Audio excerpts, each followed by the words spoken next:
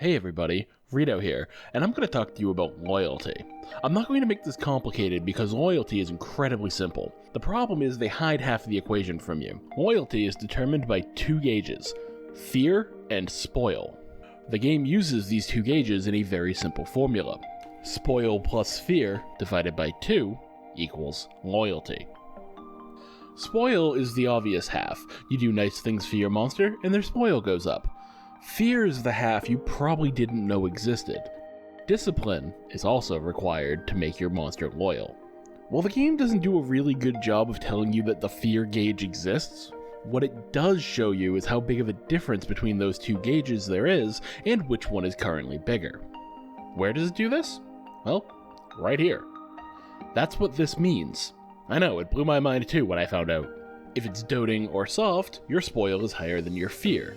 If it's the other way around, your fear is higher than your spoil. Raising spoil is easy since we all want to treat our monsters well anyway, right?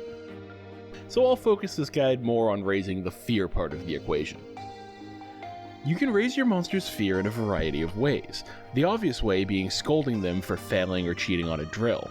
This will throw off any methods that you're using to try and train them as it increases stress, but that's nothing that a couple of mint leaves can't fix.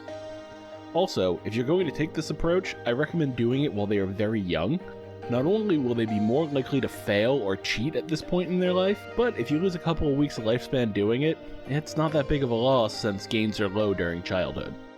But let's be real, if you looked up this video, you're probably well past childhood and are looking for a way to get your loyalty above 50. So here are a couple other options.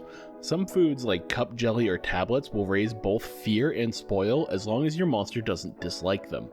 If they do dislike them, it'll still raise fear, but it will reduce spoil. My personal preference for how to deal with this, however, is Gemini pots, since not only do they reduce stress by 1 at the beginning of every month, they also increase fear by 1 at the beginning of every month. As if these things couldn't get any better. I recommend getting about 8 of them, as they are incredibly useful for some of the more advanced raising methods, guides to which can be found in the playlist here. If the Gemini pots alone aren't enough to get the fear of God into your monster, I recommend using magic bananas to increase loyalty. They are an RNG item that could have one of 3 effects shown on the chart here. Just make sure you save before you use one so you can ensure you get the effect you want. If you don't, you can just reload the game and try again. The effect you want will increase both spoil and fear by 10, with the added bonus of reducing your stress by 10. You'll know if you got the right effect if your loyalty increases. And while they have a very niche application, I feel like I should at least mention smoked snake here, since they do technically increase your fear by 40%, but if your fear is low to begin with, that's not really that big of a change. But they will be useful if your loyalty is 60 or higher, and you still have a positive style such as doting or soft, suggesting that your fear is lower than your spoil. And now that you're armed with this knowledge, go forth, discipline some monsters, and have a beautiful day.